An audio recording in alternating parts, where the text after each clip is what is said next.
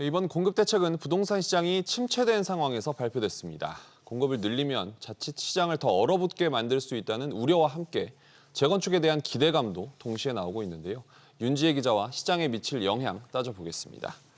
우선 대책이 나온 지 몇 시간 안 됐습니다만 시장 반응은 어떻게 나오고 있습니까? 네, 일단 재건축 사업에 대한 부담을 크게 낮추겠다. 이러한 방향성을 제시하면서 시장과 민간 활성화에 긍정적인 신호를 준 것은 분명하다는 반응이 나오고 있습니다. 네. 그러나 가장 큰 기대를 모았고 또 궁금했던 내용들이 구체적으로 제시가 되지 않았고 다음 달 이후 혹은 연내로 미뤄져서 아쉬움이 남는 상황인데요. 대표적인 게 재건축 부담금 면제 기준이 어느 정도까지 높일까입니다. 네. 부담금 손질은 안전진단 완화와 함께서 법 개정 사안이라서 실제로 통과가 될지도 지켜볼 대목입니다.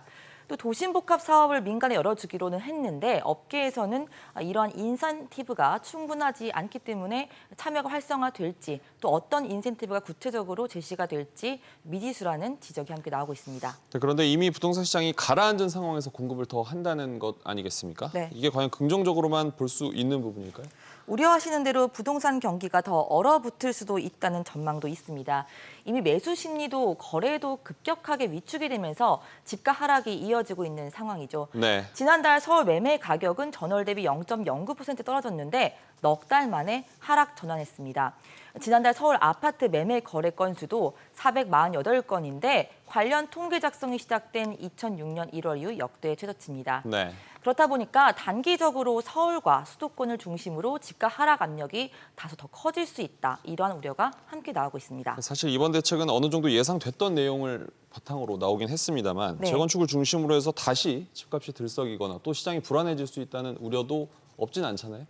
네, 일단 재건축 단지가 모여있는 곳이라든지 아니면 교통개발 호재 지역, 발표가 될 때마다 자극을 받을 수 있다는 분석이 나옵니다. 네. 그러나 지금의 전체적인 하락 분위기를 반전시키기는 힘들 것이라는 데 무게가 실리는데요. 들어보시겠습니다.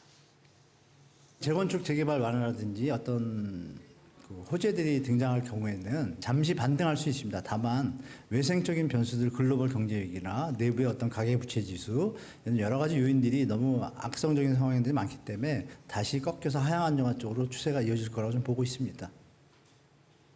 또 이번 대책은 개략적인 어떤 방향성을 제시를 했는데 앞으로 세부안들이 발표가 되겠죠.